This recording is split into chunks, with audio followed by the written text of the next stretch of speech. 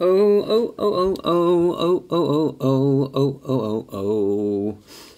I'm Oriana Fox. Thank you for tuning in to Multiple O's, the spin-off podcast for my talk show, The O Show. The O Show is a live performance piece that mines the conventions of daytime TV talk shows for all that they're worth. It features artists and other experts who have no difficulty spilling the beans about their lives and opinions, especially when they defy norms and conventions. So if you're interested in candid confessions, nonconformity, creativity, and mental health, you've come to the right place.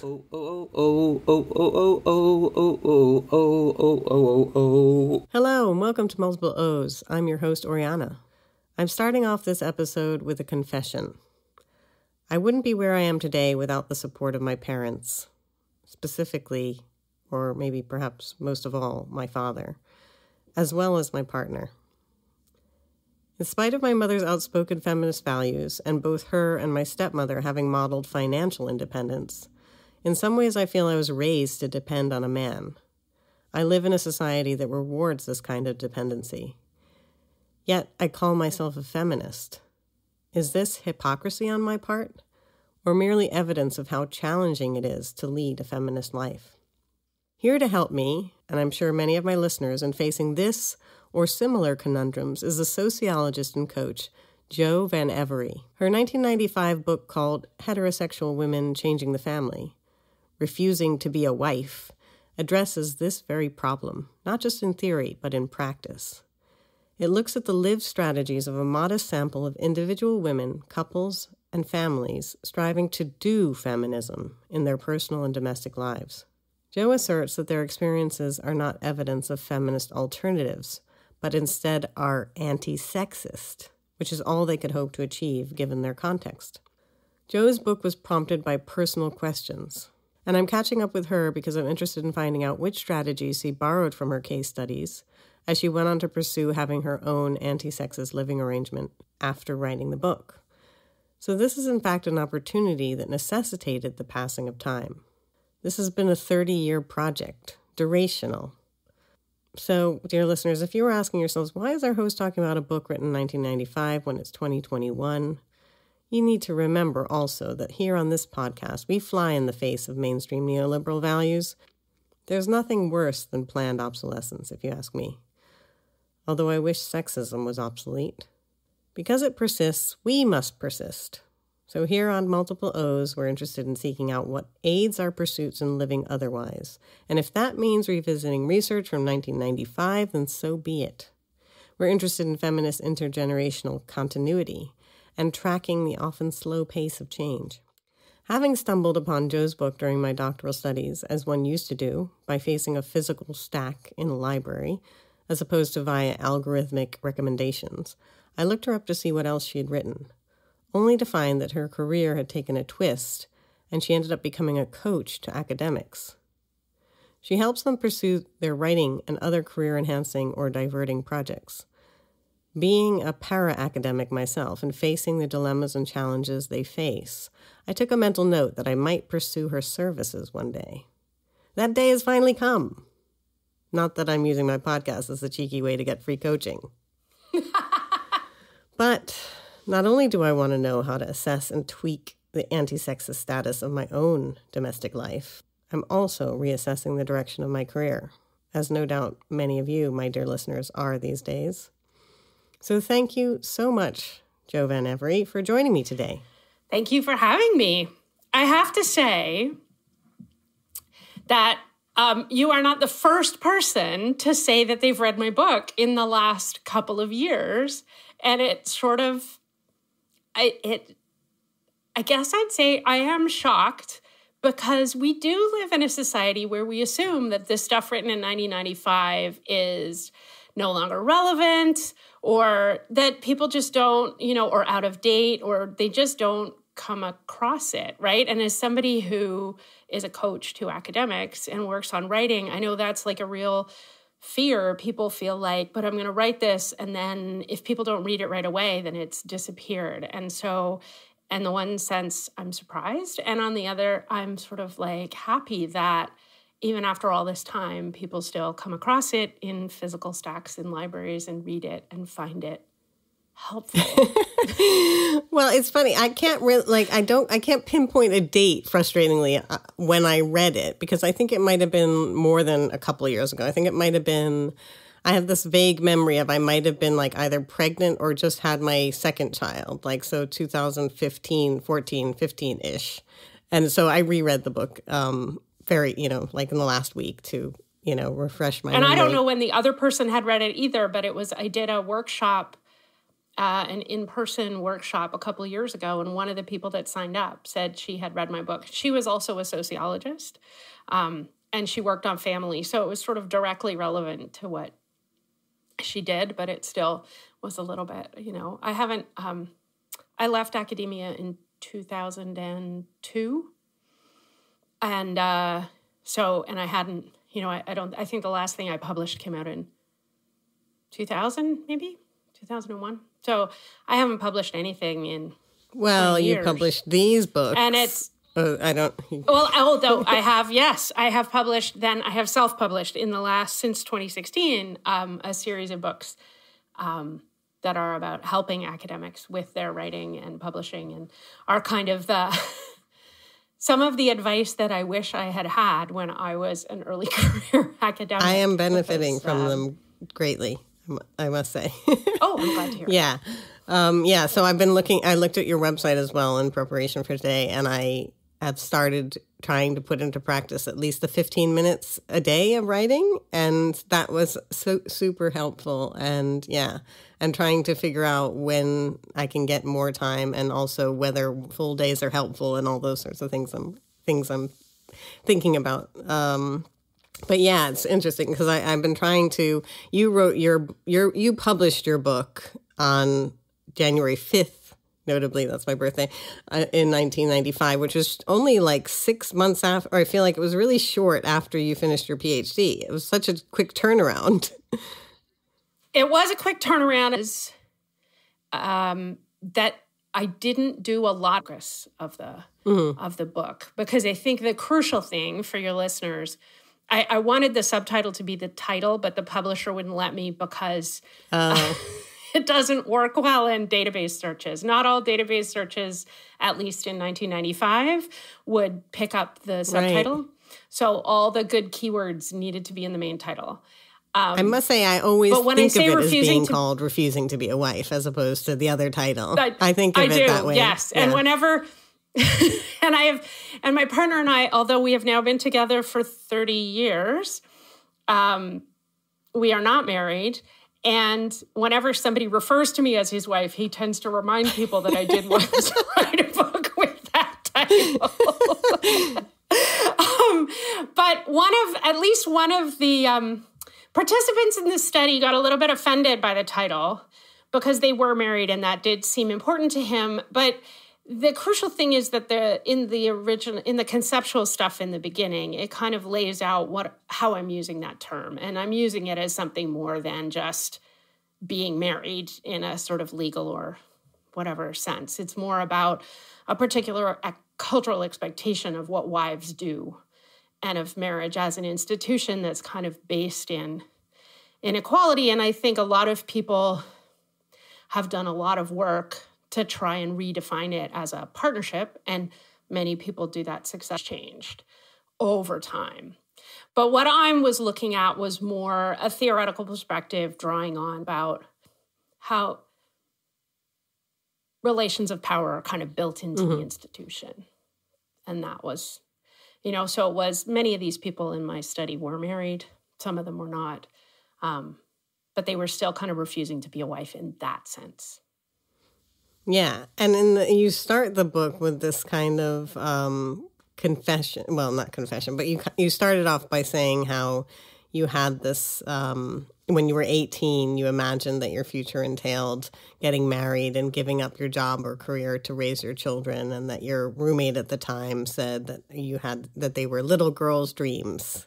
So I'm just wondering what happened to your little girls' dreams. And also, if you could tell us a kind of potted history of your career and the relationship between your career and your personal life. if that's... That particular anecdote, like I remember that. And I think part of that was about, that stage of life where you're moving from being heavily influenced by your parents' ideas of who you might become, and then going to university and meeting people who had parents with different ideas as much as anything.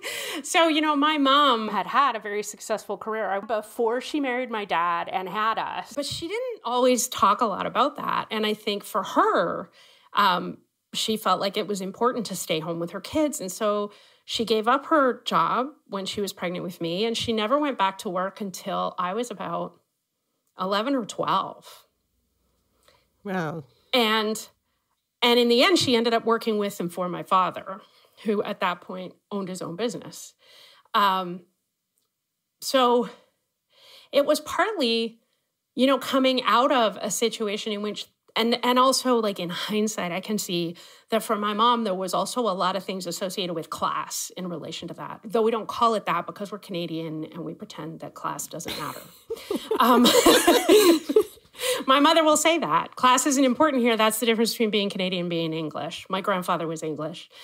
And that's not quite true. But I think there's a lot of things tied up in that, and that her aspirations for me were very much about a particular model of middle-class femininity, which through the course of my undergraduate degree, I realized I really didn't want. So I think that was kind of what the question that then started, the things I had been reading, the kind of feminist stuff I was reading, the things I was thinking about, the things I was dissatisfied with, that kind of created that research question. And the reason that I went for anti-sexist is, so I kind of think of the question as at that time, so this was I started my PhD in 1989. So, in the mid-'80s, a lot of the feminist work on family was really about critical of the family in ways that I accept, right? And the really dominant sort of mode of refusal was the sort of choice to be lesbian and the idea of lesbian separatism, which I still find many things very attractive about that political position. And it just really struck me, though, as a question for those for whom that wasn't going to work, which is, let's face it, quite a lot of us. So do you either just give up on the idea that you can reform this relationship, or is there a way where you can kind of transform what it means to be family? And so the question of the research and the book is really less about measuring, is this anti-sexist against some measure of have I ticked enough boxes? Mm-hmm. And more about if these people describe their own relationships as anti-sexist, what do they mean by that? And what could we learn about, like, what would it mean to try and do family differently? And at the time, I think there were a few different studies. There was one Australian study, and seriously, it was 30 years ago. I forget the name of the author or the book, that had framed her question precisely in that way, doing things differently. I know at the time I met another graduate student scholar called Andrea Doucette. She was studying at that time at Cambridge, who was looking more specifically at housework and divisions of labor, and specifically about doing that differently or dividing that more equally. And she's been working in that all the way through to now. I'm still in touch with her 30 years later. And a lot of her research has focused on men specifically, mm-hmm. and what this sort of feminist moment means for men in families. And she published a book several years ago called Do Men Mother? Or maybe Can Men Mother?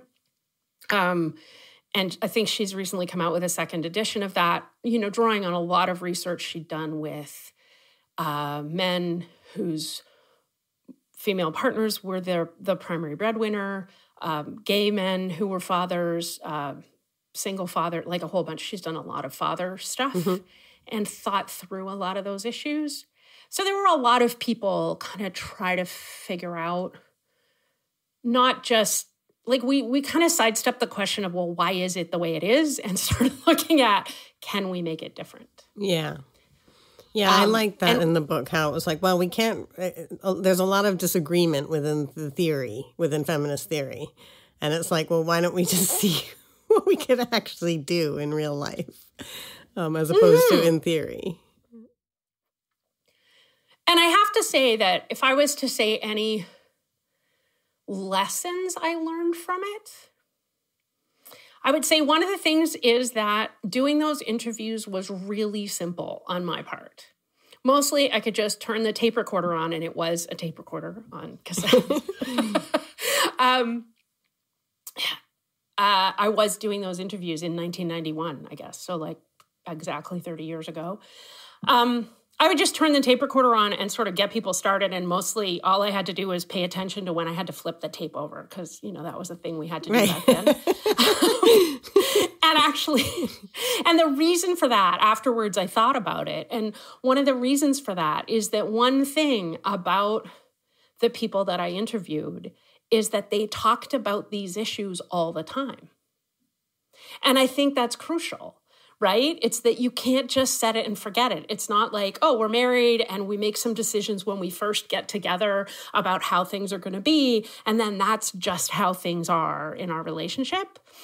Because things change all the time, including how we want things to be. Yeah. And so I think what was really interesting was that all of these people, because they were consciously trying to do this in a way that was going to, in some way, either, you know, change things, either for themselves or for their children, because for some of them that was the motivation, even though, you know, it would be easier for me to do this.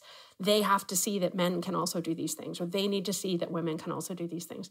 So, and it wasn't everybody, but it was a lot of them. But because they were consciously trying to do that, it meant that they kind of reviewed and adjusted all the time. And so when I came to interview them, it was just like, oh, you want to hear about this? Oh, we talk about this all the time, right? The other thing that made it really hard to listen to the tapes is that they almost always, and usually the man, baked things for me. So like, listening to the interview tapes always made me really hungry because I could remember the food that they'd given me.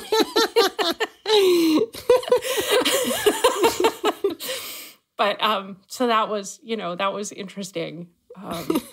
About it. I think that thing about talking about it and being willing for it to be imperfect and then to like adjust as you go along seemed like a big thing. I don't know. With my relationship, I feel like we only have one fight, and it's the same fight over and over and over again. It doesn't change. Our lives don't change or haven't changed that much in the 10 years we've been together that it would evolve. Yeah. Well, there's that. There's that too. I mean, I do have this very vivid memory as well of when I was working on the chapter about, there's one chapter about housework specifically. So there's a chapter about housework and there's a chapter about mothering and there's a chapter about, there's a thing about money, and then I can't remember. There's a couple other things. Financial independence and... Yeah, the money thing. But is the one about being a wife? It might have been the thing about marriage. Marriage. Yeah, marriage. Yeah. But, and whether or not you do it and what that means in relation to this. But when I was working on the chapter about housework specifically, I remember having a meeting with my supervisor where I must have been really stuck and not making progress. And we were having a conversation. I'm like, oh, you know, I'm telling her what's going on. And at some point, she, like, this little light goes on in her head and she looks at me and she says, oh, you're trying to live this, aren't you?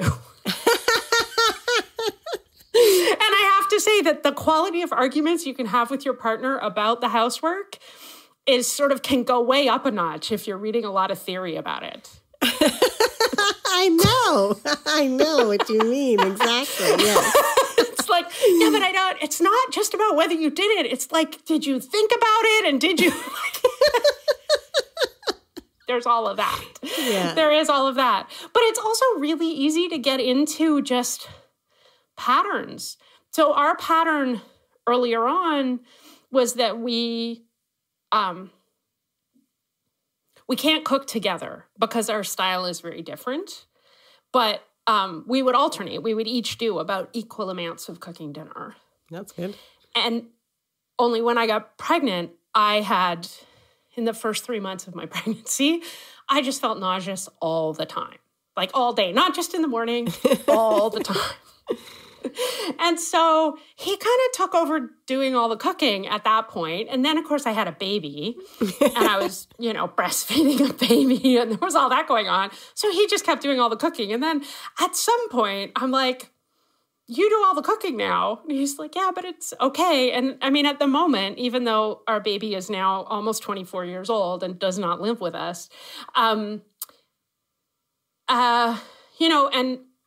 I'm home all the time. Like, I could do more cooking, but mostly he really enjoys cooking and he treats it as a form of creative rest. So like, for me, if I've had a really busy day and I get to the end of the day, the last thing I really want to do is cook dinner. Actually, the last thing I really want to do is make another decision. Yes. Decision fatigue is totally a thing. And that's the last thing I want to do. And so making a decision about what to eat and then actually doing the work to cook it and all that just feels like, I mean, I can do it, but it feels like this huge chore. Whereas for him, he loves nothing better than to like, oh, I've finished work and now I'm going to like look in the fridge, see what we have, and create some kind of a meal. Mm-hmm. Right? And he makes beautiful food and he's a great cook. And he'll be like, and it's taken, because he likes to do it at the last minute like that, I've kind of had to push him towards, you need to, if you want to use meat, you need to think about it earlier in the day and take it out of the freezer. So he's now better at that and does think about it earlier in the day. Plus, he loves to garden and he particularly loves to grow vegetables. Nice. So when he's not here and I have to cook for myself, like, it isn't even like looking, I mean, in the winter, you look in the fridge. But if it's not winter, there's no vegetables in the fridge. The vegetables are in the garden. Right? So it's like, you not only have to make a decision, you actually have to go outside. You have to see what's out there, what's right. You have to remember where everything is. Then you're like, I mean, the level of thinking that goes on is just feels. Anyway, he's very happy doing that. So, that's kind of what we do now is, that's kind of become the thing. And every once in a while I feel guilty about it. And then mostly I don't. What about cleaning? Do you make up for it in other ways, like with cleaning or something? We both have very low standards. Yeah, I like that. And as of January, we now have a cleaner again, which we have had at various points, including when I had a baby. I thought, if I have a baby, then I need to care about how clean the carpet is, so I better get somebody else in here to do that. Because otherwise, it's just not going to happen. I do all that. Well, no, early on, I offered to do all the laundry if I never had to go to a grocery store again. So, wow. Not only does he like cooking, he loves going food shopping. Can you see why we're still together after 30 years? So basically, I am now really incompetent in a grocery store because I go to them so infrequently. I have no idea where anything is. And now that you can shop online, even if he leaves town on business, when we used to do that, he can still do the groceries for me. And I just have to be here when the guy delivers them. And in exchange for that, I do all the laundry, which I don't mind at all. I don't mind laundry. It doesn't bother me. And what about with childcare when your child was younger and dependent on you? So one of the decisions I made was to use a nursery in the neighborhood we lived in rather than to use one at work. Mm-hmm. Like I didn't even apply for a place at the one at work because we didn't work at the same institution. And I really felt like, so I feel really conflicted about workplace childcare as a feminist, because I think it's a good thing. I think more workplaces should offer it. I think it makes a big difference to a lot of workers who are parents, and it shouldn't just be women, that it should be something that fathers use as well. Yeah. And it means that, and especially if you are in a job where you go into the office every day, I think workplace childcare is probably a really good option for a lot of people. At that time, we were both academics, which means we didn't go into the office every day. We maybe went in, 3 or 4 days a week, but could work from home.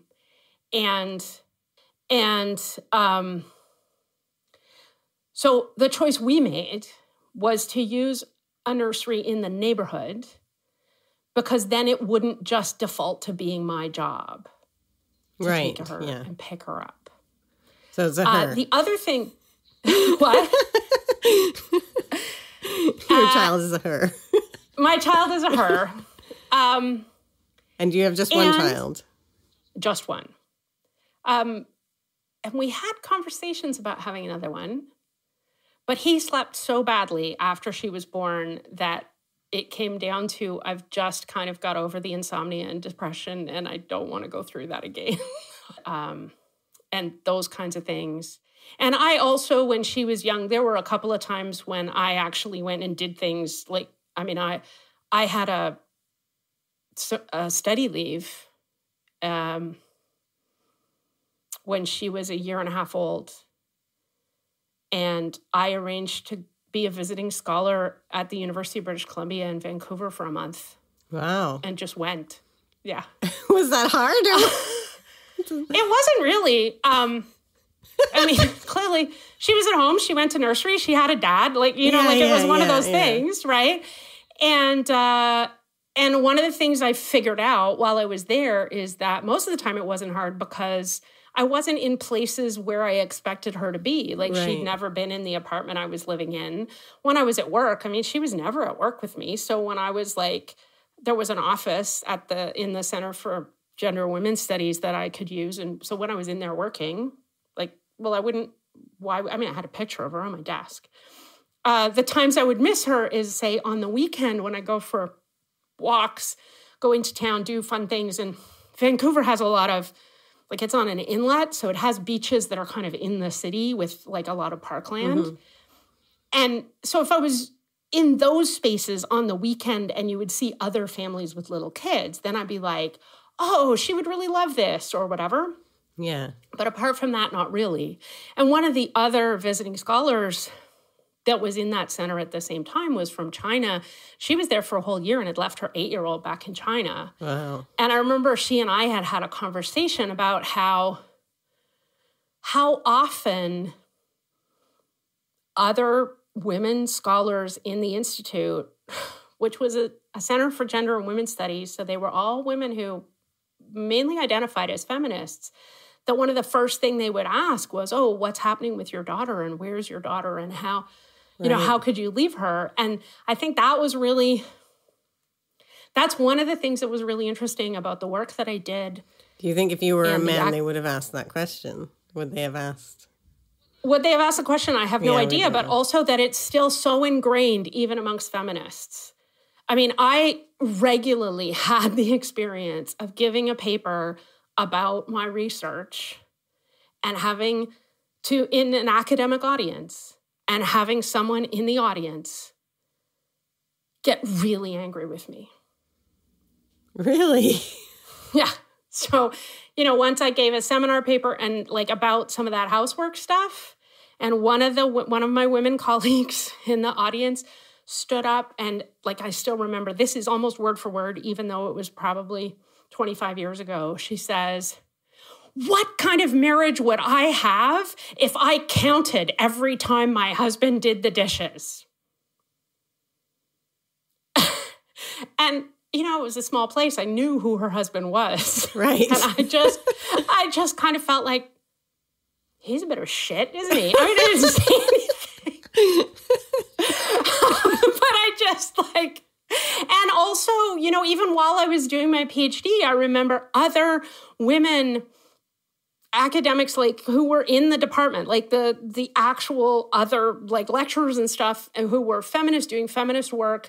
And when they chat to me about my work, they'd be like, oh, well, that's all very nice, dear. But what you learn when you get a bit older is that men just aren't very good at this stuff. Oh.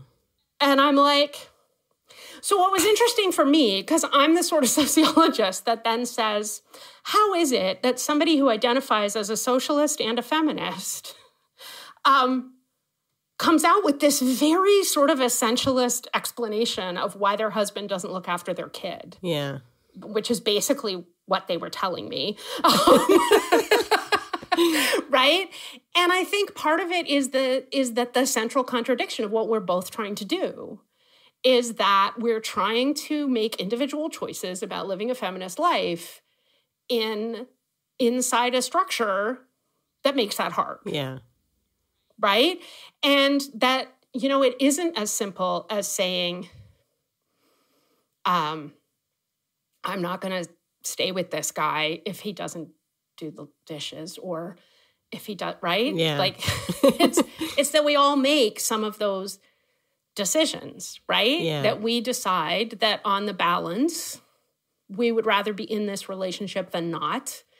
And at some point we decide we're going to put up with something that kind of annoys us and feels like it contradicts our feminist principles, right? Yeah. Like, I don't want to count how many times he does the dishes, and the thing I think that I find disappointing is the way we try to universalize that and erase the fact that we did make a choice. What do you mean by universal? What do you mean? Well, so when someone says to me, what you'll learn when you get a bit older is that men just aren't very good at that, mm-hmm. right?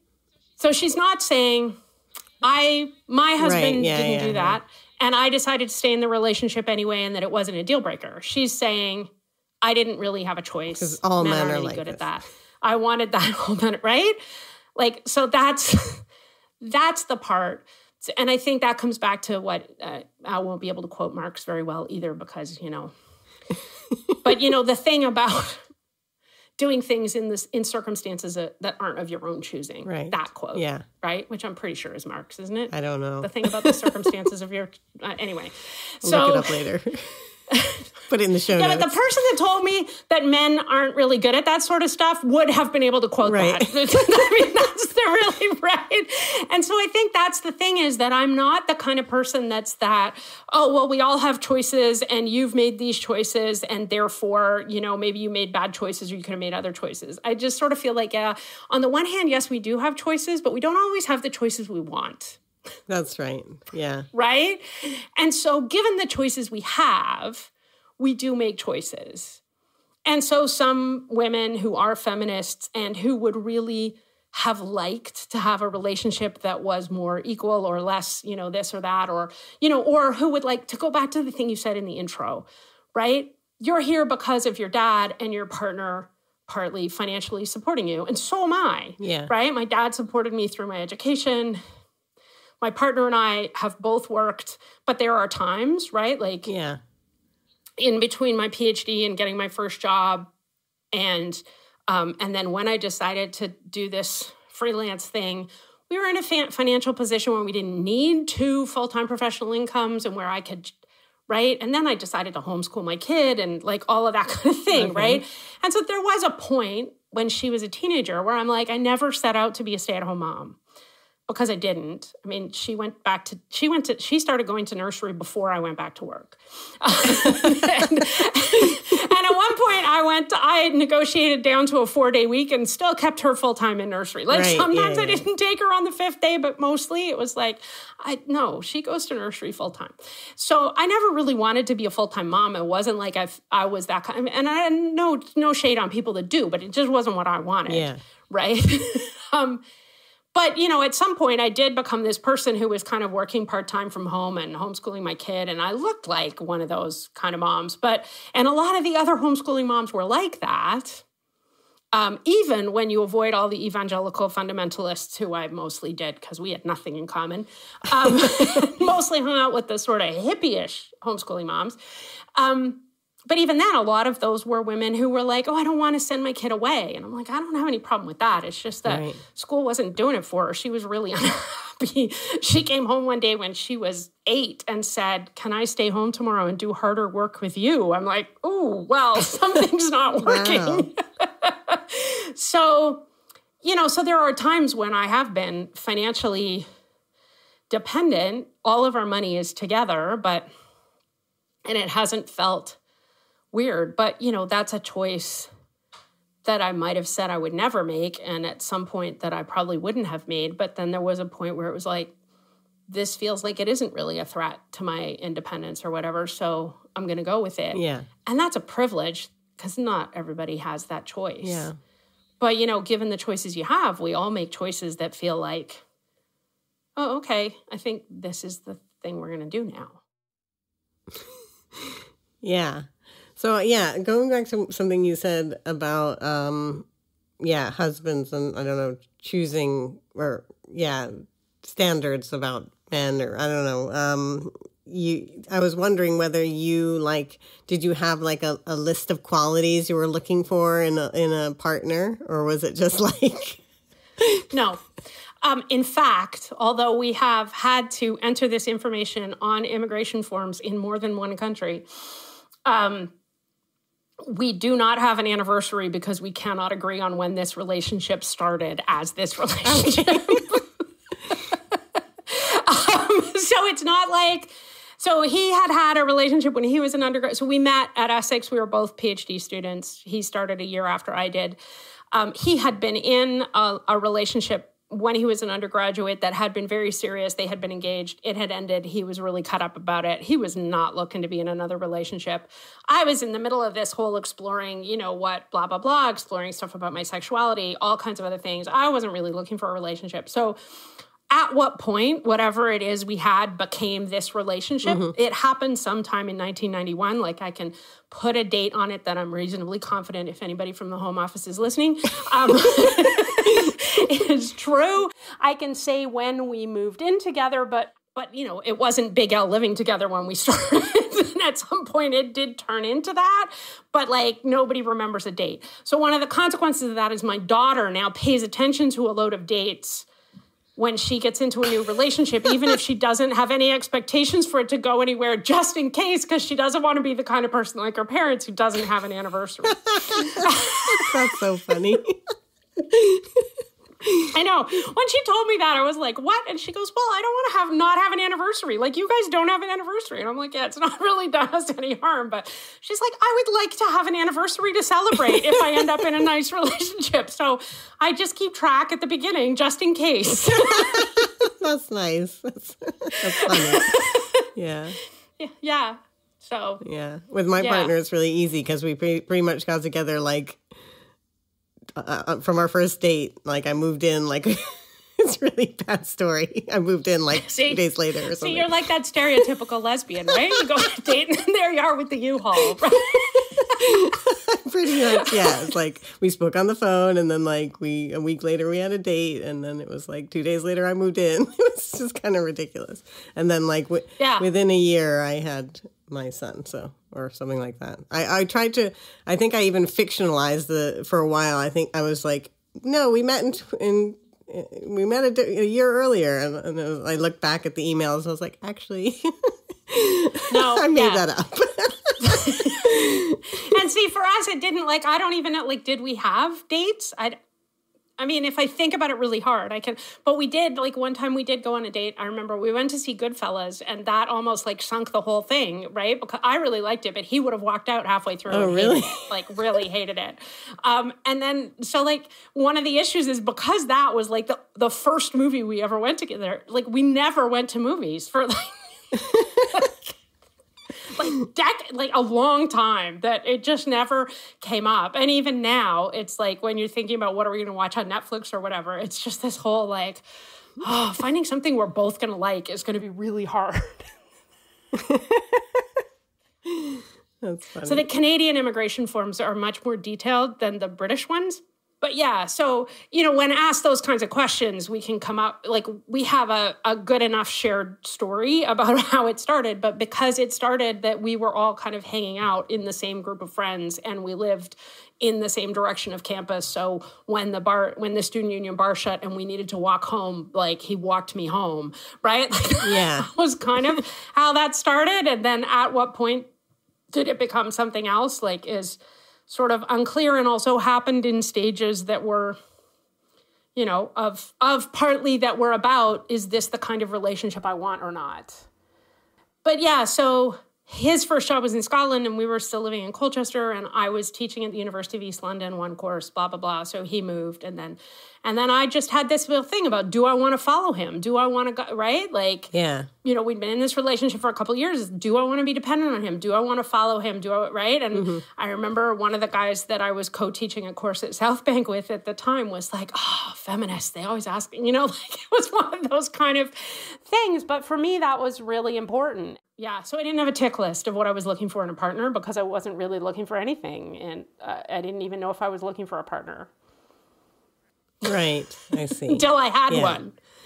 So, and it sounds as if like the kind of anti-sexist ways in which you live with him are dictated in a way by his preferences for activities just as much as any feminist politics. Like, it's like, he likes to cook, he likes to garden. Well, partly, but the gardening thing is like, if he didn't like to garden, nobody would garden. Right? And we would have bought very different houses as opposed to looking at every house in a sort of, is there a place for him to grow vegetables kind of a way, right? So yeah, that's shifted over time. But also I think the other thing is that I don't think I would have been in this relationship, although I didn't have a tick list, I don't think I would have been in this relationship if he wasn't committed to those kind of feminist principles. Right. There you go. Right? But then, you kind of combine that with, things slide. And then you're like, actually, I'm not really upset about the fact that I'm doing all the cooking. I'm like, okay. And so, but that's great. Like, I don't have to do it just to do it, to tick a bunch of boxes. But we do, yeah. So we can talk about, what's going on there, So yeah, that's part of it, is that it's more of a kind of fundamental, sharing a bunch of values rather than trying to make something happen. I don't know. Does that make any sense? Yeah. Yeah, that makes perfect sense. Hearing about your situation, like, just makes me think how horribly, I don't know, backwards my own living arrangement is. But just because, I think it has to do with, like, a lack of financial, or not the lack of independence. I have financial independence, but the fact that he earns so much more money than I do necessarily creates this imbalance in our relationship. Like, and yeah, I can't remember how I phrased it. I think I found a way of phrasing it in my document to you. Oh yeah, so you talk about the impact of lack of opportunity, employment outside the home, influencing women historically, such that becoming a wife and mother seemed, for many middle-class women, to be the only viable pursuit. And these days, work is more and more precarious. Yes. And some theorists even say that all work is feminized. So in almost all fields, we're expected to have these portfolio careers rather than a job for life. And in my own respective careers of, like, academic and artist, they're prestige fields where the supply exceeds demand. So that I do loads of work without pay, such as this podcast, for example. And because of that, I feel like I will never earn as much money as he will, and we will always have this kind of imbalance in our relationship, which I guess I earn my keep in these other ways, like these domestic ways. Right. Yeah. So one of the things, I mean, that's a common narrative about what creates the inequality. But when we talk about, like, the choices you have, right? Like, you feel like I don't have that many choices because this is like, I need to earn some money, and these are the ways I earn money, and it then involves, right, blah, blah, blah, and they're kind of precarious and hard and whatever. But we tend not to look at, and as a society, we tend to value that full-time, well-paid job and going up the ladder and whatever. And if one person in the relationship has it, it almost becomes this kind of like, oh, well, why would they give that up? And so I think one of the questions that I have is, well, why wouldn't they? right? Like, if they're also committed to this being a more equal relationship and they recognize that, you know, the fact that they earn more than you has nothing to do with the inherent value of the work they do. It's got to do with a whole set of things about capitalism and, you know, public funding or, you know, how we value the arts or whatever. So it's almost like not just, you know, it's like if the two of you value the work that you do, the art and the teaching and stuff as much, then just the fact that the institutions that pay you don't doesn't mean necessarily that, you know, like that. I don't know. Like, I just kind of feel like, I'm not saying you should do it a different way, but I'm saying you can totally have a conversation about that. I mean, I've gone and asked for like a 4-day week. Right. And yes, I'm willing to take less pay. And in a 4-day week, I'm a huge fan of the 4-day week, by the way. I've done this in 2 different jobs. So, you know, if you've got a full-time job, the 4-day week is actually pretty awesome in terms of you still have enough time at work to be able to do the kind of stuff you can do in a full-time job. And you also... You free up that day. And actually the amount of income you lose when, like, most of the time, like, unless you're starting off on the breadline, right? Like, it just kind of, right? And so it's kind of like, you know, it does make, you know, it can make a significant difference in how much time, energy, and everything else you have for the stuff outside of work, right? And so the idea that, oh, well, I have to make all those compromises because I'm in the lower paid job. It's like, well, why isn't? And that was one of the things I think about the people I interviewed for my PhD work like 30 years ago, is that many of those people had chosen to make compromises around work and income. Like, and yes, they had choices, but they had chosen, and both of them had chosen. Like, men had chosen to work half time or to stay home and look after their kids so that their partner could pursue her goals, or they'd chosen to both work part-time so that they could completely share everything. A lot of the men were not that wedded to themselves. Their identity was not wedded to being a worker. I think that's probably true. Yeah. And I think, you know, this is where the work that, you know, I mentioned earlier, Andrea Doucette, who I met when we were both doing sort of related things as PhD students, has gone on and done a lot more work about the men and looking at the kinds of men that choose fatherhood, and looking at relationships in which women are breadwinners and that kind of thing. And, you know, because it is interesting, right? And I noticed on Twitter last week, and I will not because it was Twitter and I don't take notes and memory. I have no idea who this was. An academic in London, maybe at a London institution. So she had an article coming out, but she also had like a little video about it, but she did a little summary in a Twitter thread, and it was about research on unemployment, looking at both men and women who were unemployed, and I think they were probably professional couples. So we're not talking about lower paid workers, but people who have.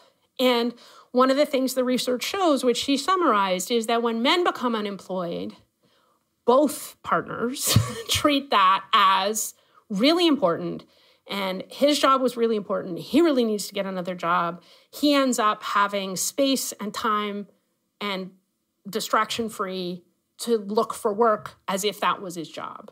And when women become unemployed in dual career professional couples, that is not the case. It ends up being considered, oh, well, you're not employed, so you can now do all this work. It's like, so when he's unemployed, instead of seeing, oh, you're available to look after the kids because I'm earning all the money now or whatever, it's like, no, you need to be saved from that work so that you can find more work. Whereas, right? No, I noticed that in the book. There was some statistic about like men who are unemployed do less housework. And and I found that shocking. Well, but that's the thing, right? So when I saw this thing like last week, I'm like, here we are 30 years later. I think one of the questions you asked me by email is like, how much has changed? It's like 30 years later. And I'm like, Lydia Morris was finding that back in the 80s. Right? And we're still finding that now. And I don't think it's true of everyone. But I think one of the things is the work that I read around how couples organize their money. There was one study I remember reading, it was from the States, and it was dual career corporate couples. So not just middle-class professionals, but people earning a lot of money. And she looked at how they organized their household finances. And when they pooled their money together, right, they tended to still, in their heads, treat his money as paying the mortgage and the bills and all that kind of stuff, and her money as paying for the childcare and things. Whereas when people kept their money separate, right, then they had joint funds that were for specific joint things, and then childcare was in the joint pot, not coming. When all the money was together, childcare came from her salary. Like, even though on paper... It makes no sense. It does, though, because the thing is, it isn't about the money. It isn't about the money in your family either, right? It's about you having internalized this idea that because he earns more, you should maybe do more of other things to kind of make up for that, as opposed to having a conversation about whether it even matters to him. Yeah, no, we have this conversation. We have this conversation. This is the one argument we have based on this inequality. And I feel like actually since lockdown, we had a kind of breakthrough with it where like you said, I have all these theoretical arguments to back it up. You know, it's like, I'm just like, if you were single, you'd have to pay for a housekeeper and this and that and, you know, and all this extra childcare. And yes, I earn less money, but part of that is that I want to, you know, I'm able to pick up my children from school. Like I'm the one that does that primarily. Although actually today he's going to be doing that because I'm talking to you. But yeah, and I have a job that's really close by. I maybe could get a better, like more prestigious, more well-paid academic position that I'd have to travel to, but it wouldn't be worth it because I then have to pay all this money to somebody else to pick them up because he wouldn't pick them up.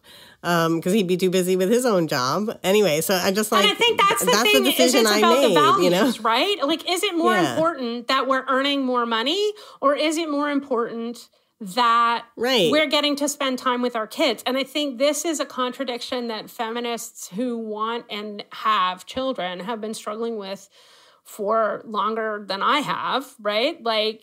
Yeah. You know, I mean, I've been chatting to somebody the other day who now has grandchildren, and she's like, this has been a thing, like, since, and, you know, so I think how to be a feminist mother is an even bigger question, really. But it's also like, how do we really value those relationships, even in a society where we value, right? Like, and so for you, like, that's what I mean about making choices. Like, you're like, sometimes it feels like, wow, I don't have this much money, blah, blah, blah.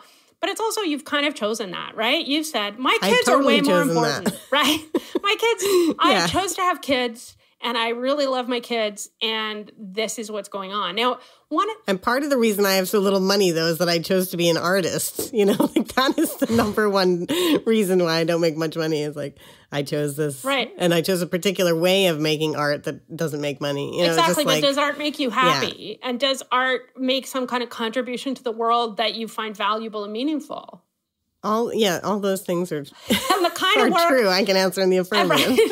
And like, do you really want to be earning a lot of money doing something that didn't make you happy and or didn't do meaningful things in the world? Would that, like, you know what I mean? Like, that's sometimes the choice, right? I know. Yeah, that's what I always say to him. It's like, well, you know, when he gripes about him making more money than me or whatever as like a reason for why I should do something, I'm just like, if I made more, I'm always saying like, what would be the consequence of me making more money be? It would just be, you know, like we could go out to dinner more or something. Like, what would the benefit be? It's like we'd be like more upper middle class than middle class. I mean, like wouldn't make any difference to our life that's meaningful. And yeah, I'd much rather like, be able to pursue my work. But I guess I just worry about like the long game. So I'm just interested in pensions. Okay. So when we were living in Canada, where there is a system a little bit like the US, where there are pension funds where you have a limit you can put into them and then you don't pay income tax, how the IRAs or whatever they're called work. Anyway, in Canada, they're called registered retirement savings plans. Now, because he didn't leave academia, he also had an occupational pension, still does. Whatever's going on with USS, there still is, right? So he has a pension from work, which kind of reduced his ability to pay into that, but also reduced his feeling that he really needed to do extra pension savings. But I was working freelance, all this kind of stuff. I had a piddling pension from my 7 years of academic labor paying into USS. What we ended up doing was you could get what's called a spousal RRSP. You don't have to be married, you just have to be together. But basically, it's where one person pays the money in and gets the tax write-off in the year they earned the income. But the money is then the pension plan for the other person, right? And they can't take it back. So that was one way that we redistributed some of that money in a way that gave me more stake, right? Also, until this house, which because of the changes due to the hostile environment, I am not allowed to co-own because I don't have the right immigration status yet. But until this, we've always owned our houses jointly, right? We've always made sure some of those things, right? That they're together. This is and even though I'm not allowed to be on the mortgage or the deed for this house, we've discovered there was a thing called, now I'm going to forget the name of it. Anyway, it's a trust. This house can't be sold without my permission, basically, even though I don't own it. So it gives me the same rights that a wife would have, right? In terms of the house, which we both had to sign, right? To do that. So we've done those kinds of things, right? As a way of saying, yeah, you earn less, but we want to, right, prepare that. So I think it just means thinking creatively about stuff that a lot of people don't think about. I also sometimes I try to think about retirement and I'm I'm clearly really bad at predicting the future, right? I moved to Canada, didn't plan to come back, moved back here. People are like, oh, are you going forever? I'm like, I don't know. I was coming to Canada forever, and now I'm back in the UK. What am I? I can't predict the future. I'm going for now, and I have no plans to come back, but who knows? So, I can't predict the future. And the world is a complete mess. And, what if, this is the thing I think about the refugee crisis, right? Those people are poor when they get to us, but the poor people, they weren't poor when they left. The poor people in Syria have not turned up on our shores. The people that have turned up on our shores are people who had professional jobs, who owned houses, had equity in houses that kind of disappears as soon as somebody drops a bomb on it. Right? Even if you have insurance, it mostly says acts of war are not covered, right? If somebody drops a bomb on my house, all the equity in my house is worthless, right? If somebody decides to destroy the banking system because they're some kind of evil government something, then all the retirement savings I've ever had don't mean a damn thing. So in my head, that's kind of what happens, right? I'm I should have more retirement savings. And then I'm that's funny. Right? And then I remember when the Enron scandal happened, my mother was so happy about that. She was see, those people saved. See? People saved and they don't have any money either. What difference does it make? Right? My partner's mother used to always worry about her sister, who was an actor. And, so she's but she doesn't have a pension. Well, she died of cancer at the age of 60, and that was horrible. And I don't want to make light of it, but clearly it never became an issue that she didn't have a pension, right? I know, but it's just, but it is kind of a feminist issue because, women, divorced women are, among the poor. Oh, absolutely. I can't think of the absolutely, which is they lead impoverished, later adult lives. And I think part of that is a structural issue about how our financial security in old age is related to our ability to earn an income when we're younger, and that it's all based on, you know what I mean? I think that's the structural problem, right? And there's choices we can make about, okay, if he's worried about your retirement, he could put money into your retirement funds now, right? That would be nice. And, all that kind of thing. There's those kind of choices you can make, but it's still, and this, your mother's in the US where it's everything is related your ability to get healthcare, everything is all related to like your ability to earn an income in a country that doesn't even really have employment law worth talking about. So, I think that's partly about, like, yes, you can say I've made poor choices. On the other hand, you're like, really, I shouldn't even have to think about these choices. Like, why is it that I have to choose between being able to make art and pick up my kids from school and having retirement savings? Why do we live in a society where that's even a thing? Yeah. Right? Like, I think that's really what it comes down to. So I guess that's where, for me, it's like, yes, that it's worth thinking about what choices you have and guiding those choices by your values, which might include feminism. And then there's like accepting that the choices you have are actually sometimes pretty shitty. Yeah. Like, right? Which is why political action is often necessary to accompany the kind of personal work you're doing to live up to your feminist values. Yeah. So what political campaigns or I don't know. Yeah, what political activism do you think is most important for feminists to be pursuing? Oh, God.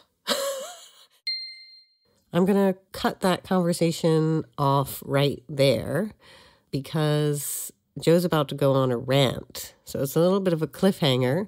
Next time on Multiple O's. I'm sure you're dying to know what feminist activism Joe finds to be extremely important to complement the lived feminism that she is crafting in her day-to-day life. With her husband. With her partner. We're about to get political in part 2.